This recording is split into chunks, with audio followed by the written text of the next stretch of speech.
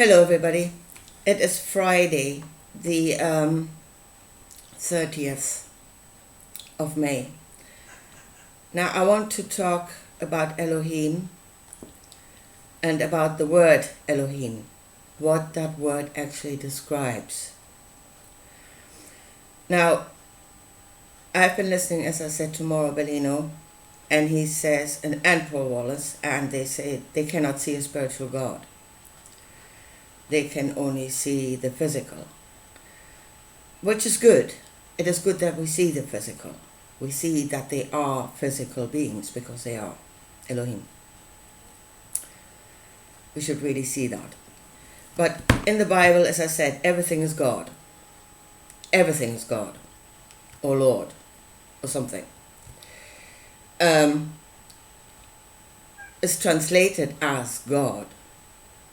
In the original text, it would usually say Elohim, not God. Again, the lying pen of the scribes that are covering up a truth.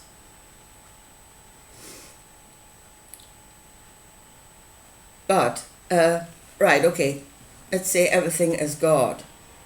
And then again, God conjures up creator of all, which they are most certainly not. They're not the creators of all. They are beings with knowledge. And they use that knowledge to have dominion over others. I want to show you this. But they don't know all. None of them do.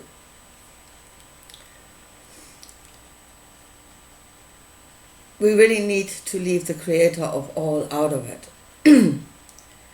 Because he is everything. Yeah, so somebody claims, oh, the creator is with me and I receive of him. And then making themselves out to be something elevated because of that. No, that is true for everything that is in existence. That is true even beyond the level of man. It's true for the birds in the sky and the lilies in the field. Everything is of him and everything receives of him. And the only way somebody can use that, oh, I am of the creator and I receive of him. The only way they can use that to elevate themselves is because those that they are talking to don't realize they are the same. They don't realize it is true for all of creation. I am the creator and I receive of him. It's true for all of creation. And it's only when the masses don't realize that truth is that the singular can elevate himself with that statement. He's not elevated, he's the same as everything else. Okay, so we want to talk about Elohim, which is in the level of the created. It is a being. And yes, true enough, it is a solid being. They were solid beings, maybe still are. I would say they're still around somewhere. They've gone into hiding, but they're still there, as far as that's my thinking. So what does, and Paul, Bellino then says, we don't know what Elohim means. I mean, linguistically, I think he kind of worked that out. He's a linguist. So we don't know what it means. So we should leave it untranslated. But we should understand what it means. And if nothing else, you can know them by their fruit, by what it is they create. You know what Elohim is. And again, looking just at the physical, you would think that Elohim is a species, maybe, a race, a species, if you only see the solid. But I don't think that Elohim is describing a physical form, but a spirit. The spirit of the Elohim. The spirit under which they operate. We get to the word spirit, and again you say spirit and people go into infinity and beyond.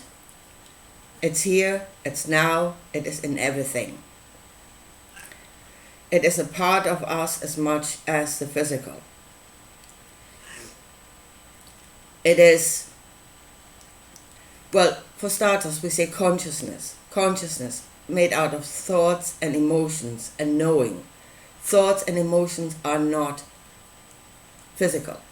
Thoughts are not physical. Desires are not. They might have been grown out of the physical, but they're not physical themselves. Intentions are not physical. All of that is spirit. Yeah? It is not somewhere else, way out in another dimension. It's here and now. It is who we are. It is as much part of us as our physical body. We are both. The Elohim are both. But I would say the word Elohim itself describes, or they're being categorized by the spirit, not by their physical appearance. I would say Elohim could be more than one species, physical species. Elohim describes the spirit. Thoughts, emotions, perceptions of themselves and what they are in, that creates a man, that creates the physical being and what the physical being does and says. So then what is Elohim? Elohim is the perception of self, that I am elevated. I am of God, or I am of the Creator, and the rest is nothing. Not seeing the truth in others. Knowing that about yourself, and then you start gathering knowledge. Knowledge of this world, knowledge of the physical and the spiritual and what it works, how it works. And you use that knowledge to again elevate yourself even further above those that don't know. Knowledge being used to rule over. And that is Elohim. It does not describe, I don't think it describes the physical race or species, but a mindset. And not spirit. Again, mindset is spirit. So, the world we were in, lived in, and I think we're still living in it because it's still happening and you can still see the parallels. You know, nothing has changed in a big way.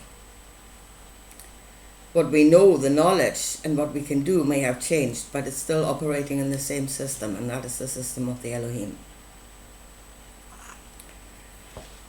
So you had beings that had a knowledge, and they used that knowledge to rule over others. And there was more than one, and they had different knowledges. Again, let me get back to the story in Kings, yeah? Where the king of, what was he king of? Hold on. Samaria, yeah? Had a fall and was lying in bed sick. And he was asking or sending out messengers to ask of the Elohim of Ekron what he should do or whether he would survive this, for starters. Yeah? And the Elohim of Ekron was Beelzebub. That is the Elohim of Ekron. That is, it's not some demon devil somewhere in the astral zone. Yeah? That was an Elohim that lived in a different place, the physical Elohim. So he sends out messengers, and the messengers keep getting destroyed by, because I never get my prophets right. No, it was Elijah, who was working on behalf of Yahweh. Yeah? Every time the king sends out the messenger, Elijah, through the power of Yahweh, destroys them with fire. They can't get through. The message can't get through. Which in the end, Yahweh says through Elijah. Yeah?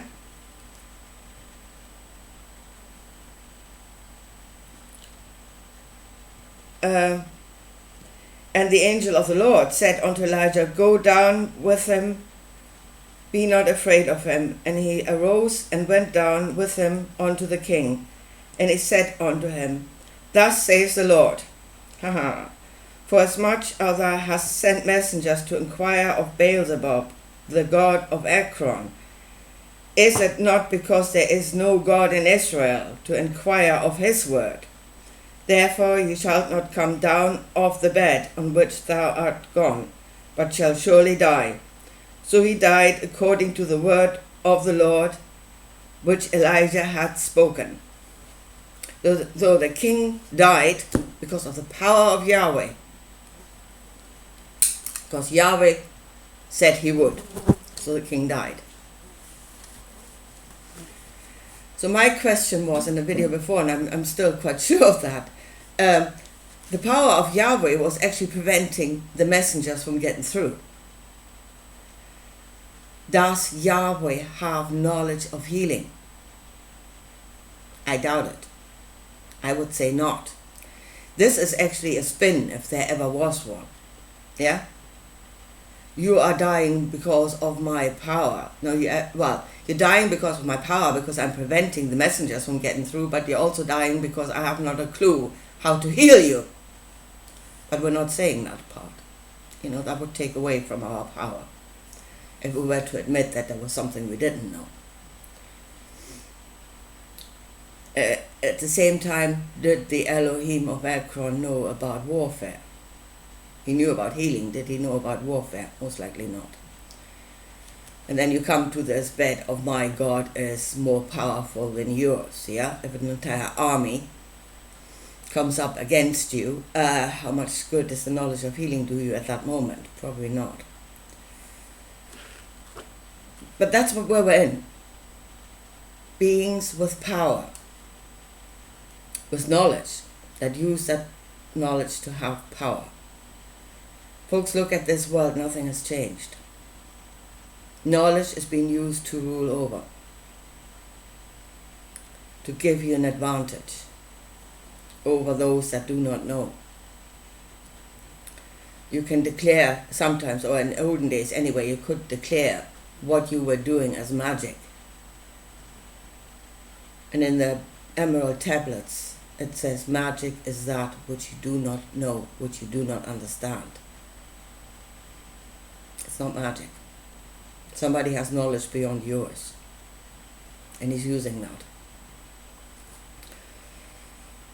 Anyway, there was another question there, and there is Yahweh obviously commands. He will serve you. His knowledge will serve you. Yeah? He will go up against your enemies because he's a God of war. He will destroy them.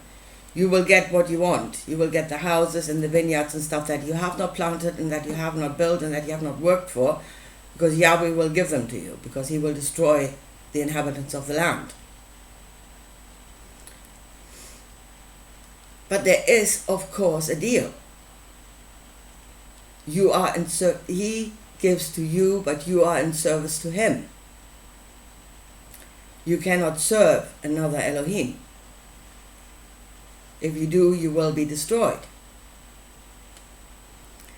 So it's not pure altruism and love. Yahweh is not doing it out of love and altruism. There's definitely something in it for him. So I was thinking about the Elohim of Ekron, or why Yahweh was so desperate to prevent the messengers from getting through. Would the Elohim of Ekron have given of his knowledge freely and out of pure love and altruism? Or did he demand that those that receive of his knowledge would serve him? Because that is what the Elohim did.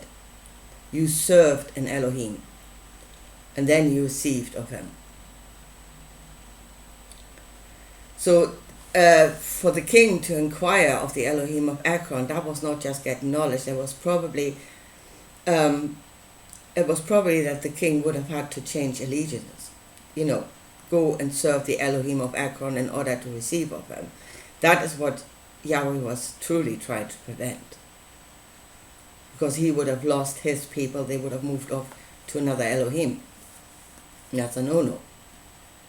I'll destroy you if you do that. So in that, they were all the same. Their knowledge served the people, but only as long as the people served the Elohim. It was not given freely.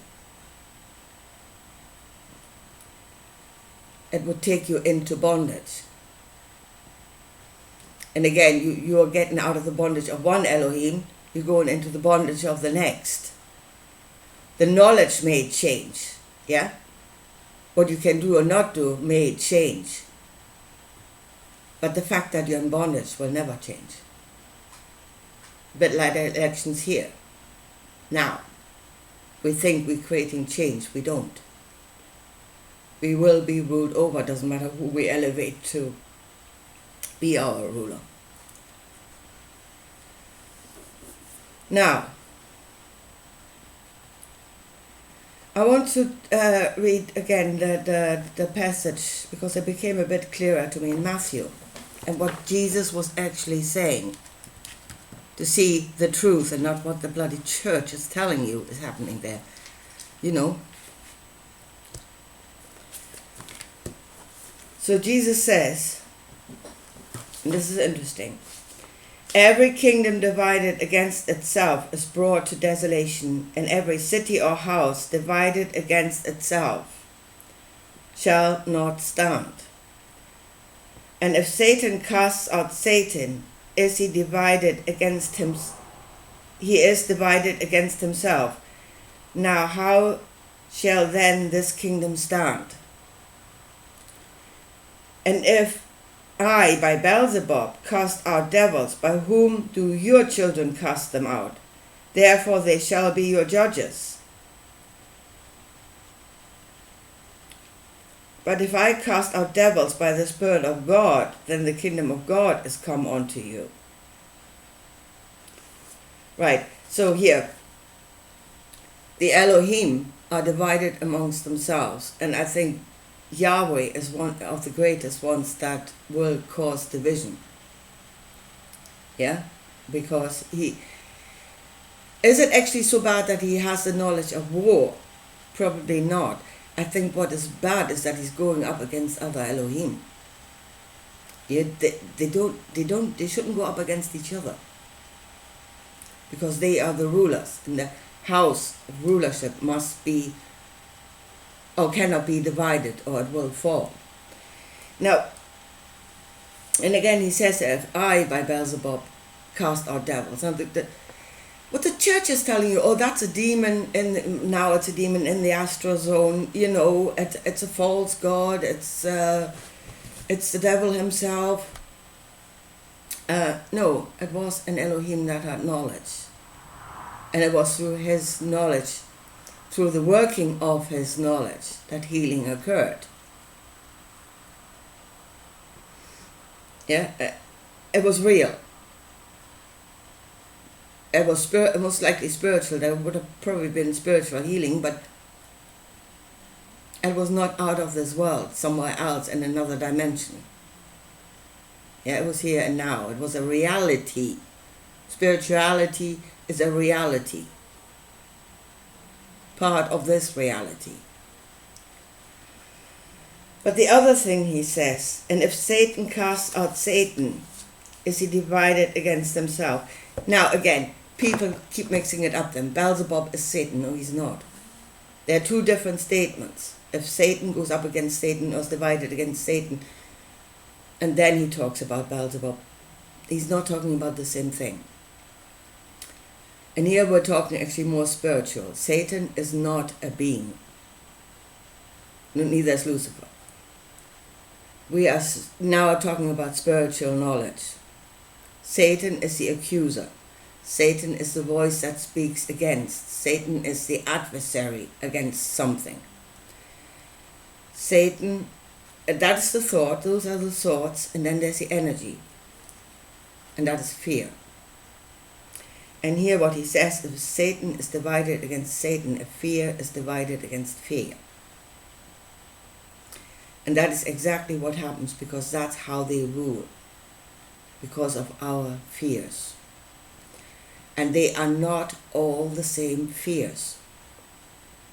You can be afraid of different things. Yahweh, and you must serve them in fear. You are in fear. That's why you serve them. That's why you want them to do something for you, because you're afraid. So Yahweh is the fear of danger. Something will come up against you. They're all against you. The whole world is your enemy to the point of paranoia. Complete paranoia. Detached from reality. Yeah? The whole world will come and will destroy you. Their armies will come and destroy you. You must be the strongest. You must be with Yahweh, because Yahweh is the one and only strong God, and He will save you. But that is a very specific fear. Now those that served like the Elohim of Ekron, did they do so out of fear? Yes, I would say they did. But a different fear. The fear of disease. The fear of illness. Yeah? And it was that fear that tied them to the Elohim of Ekron and his knowledge. So did they serve their God in fear? Yeah, most likely. And then, again, the division between the people is because you serve the Elohim, let's say the Elohim of Ekron. He does not heal all, but only those that will serve him. Which should not be the truth of a human being. Again, the voices out of Jesus, there was our truth against the truth of God. There was a conversation going on there between God and human. Human says you should give to all without judgment. If he's sick, heal him. Do not judge. That is good. That's what human would say. Elohim says only those that serve me will be healed. Again, that is the mindset of Elohim. That's the spirit of Elohim. That is what it will work. You know them by their fruit. Then if you serve the Elohim of Ekron, you will see your brother die. Those that are not being helped, you will see them die. And you have to be in agreement with that, which is against human. But you have to be in agreement with that in order so that you receive of your God, of your Elohim. And you have to judge the others. Well, they're dying, okay, but that's their own fault because they're not serving my God. That is not human. That's where the division in humanity occurs. The wrong judgment.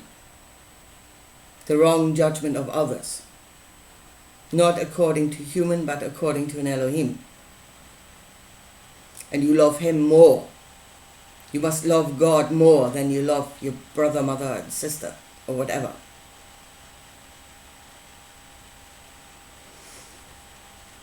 And then fear is divided against fear. Satan against Satan is one specific fear is divided against another specific fear. Where there should be one kingdom that should rule over all because they are in fear. Which brings me to Psalm 82 and what it is we're actually asking for. Be careful what you're asking for because you might just get it.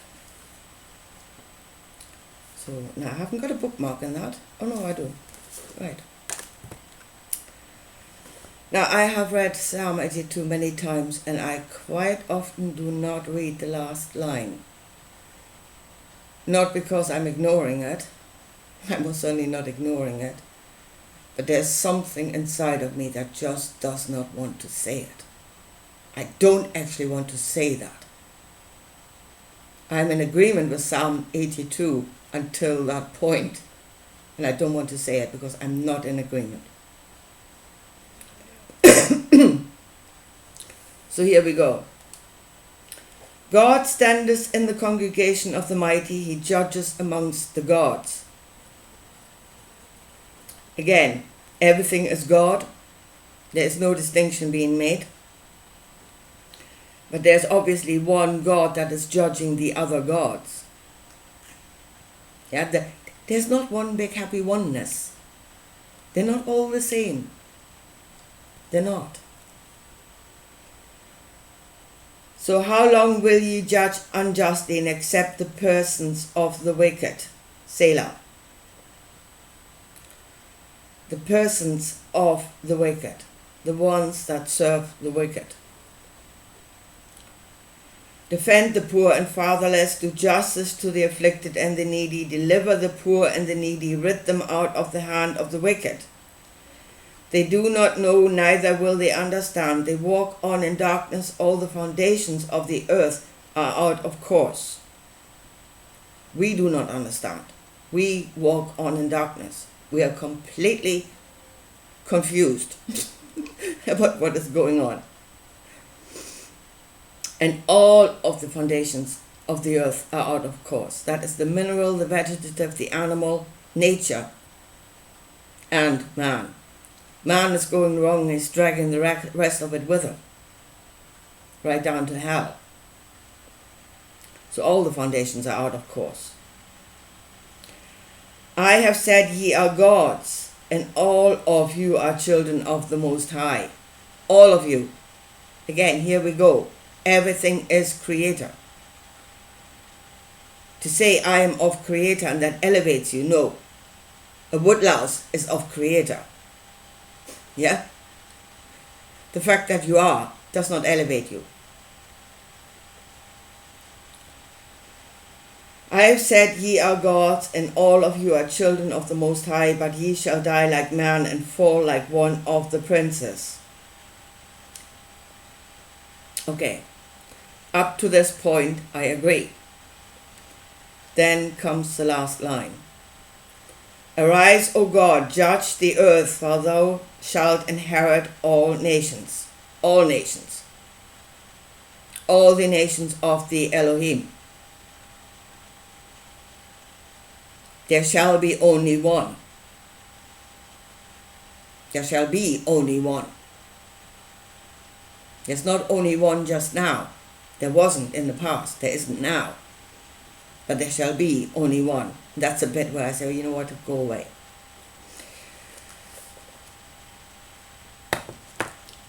And God standeth amongst the congregation of the mighty. He judgeth amongst the gods. There is a hierarchy in the Elohim, in the structure of the Elohim. As I say, there are many, and they live in a hierarchy, in a pyramid system. The one at the top, the Lord God himself, El Elyon, God Almighty, the one above all the others. I would say that is what this is talking about. El Elyon. Again, an Elohim that is above all the others in their own structure. That he should come and rule himself. Again, in Jesus, the knowledge he had, there was the knowledge of several Elohim. The knowledge of Elohim was the one of Ekron. Weather, the one that commands the storm, that is actually Yahweh. Yahweh was the storm god. What went before the Hebrews, this pillar of dust and fire, which to me looks like some kind of a tornado. It is a knowledge of weather that is weaponized. Hello? Ring any bells? About what's going on? And nothing has changed. Or maybe they had gone away for a while, I don't know, but they're definitely back.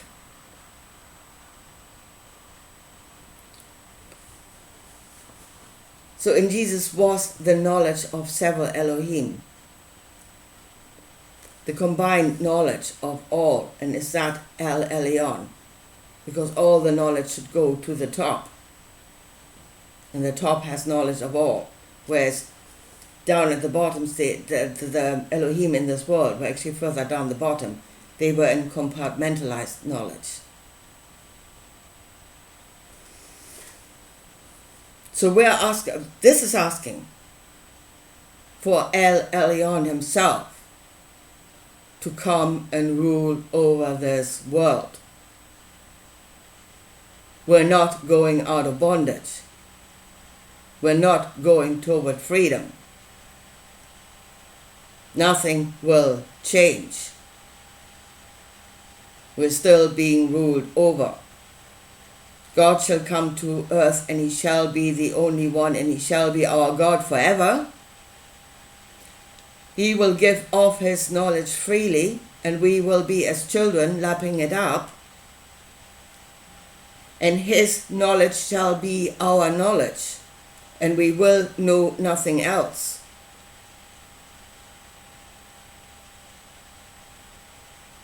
That is going from diversity of being ruled over to oneness of being ruled over, and its oneness of being ruled over so much greater. Because I tell you something, for us, nothing will change. Nothing ever changes for us. Doesn't matter who rules, it doesn't change for us. I mean, that's something we should have learned in this world by now. If this war comes, if there is a war, if we become aware of the reality of the Elohim, and there's actually a physical war, the role we will play in that war, either we are the servant of one of them, in which case we'll become cannon fodder, or we try to stand outside of that war and we become collateral damage. That's our role in it. Cannon fodder and collateral damage. Until the whole thing has sorted itself out, and then we're going to be ruled over again. That's why I do not like the last line in Psalm 82. And for the most part, I don't even want to say it. Come, God, sort out your Elohim, and then rule over us yourself. Yeah? And I don't know, ask the Creator to send him happy and glorious, long to rule over us. Something like that. Ask in the name of the Elohim, so that they may be glorious and powerful to rule over us. That's where we're going. And it's not freedom. Again, let me say it again. Everything is Creator. Everything is. He is all. He is everything. He cannot actually be known by the part. We are spiritual beings. The fact that we are in the physical does not prevent that. It's only a part of it.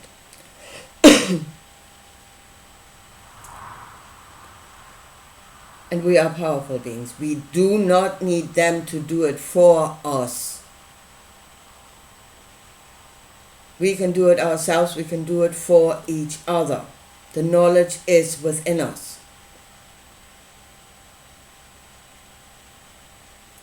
And if we want something that does this without, in order to serve, not to rule over, if that is what we actually want, then don't call on an Elohim, because that is not who they are.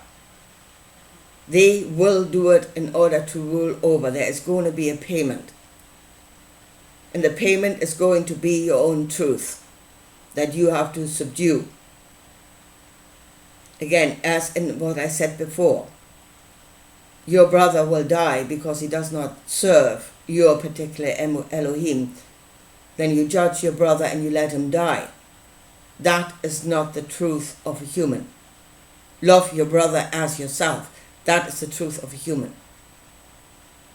But you must go against that. You're selling your soul to the devil. If you have an Elohim ruling, you will sell your soul to the devil. And they are all devils. There's not one better than the other. What makes them Elohim is that exactly that the word Elohim describes that mindset, that kind of consciousness. It is a word that describes not a physical being, but the spirit within the being.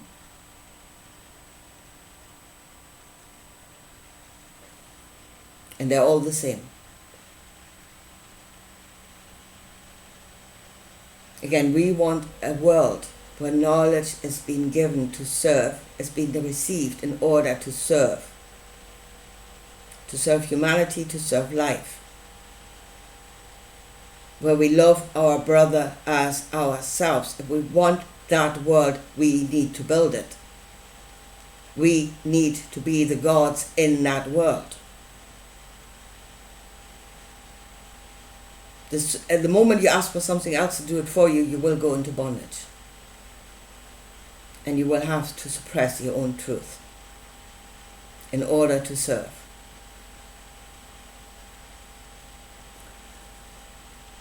So we're ruled over by megalomaniac head cases.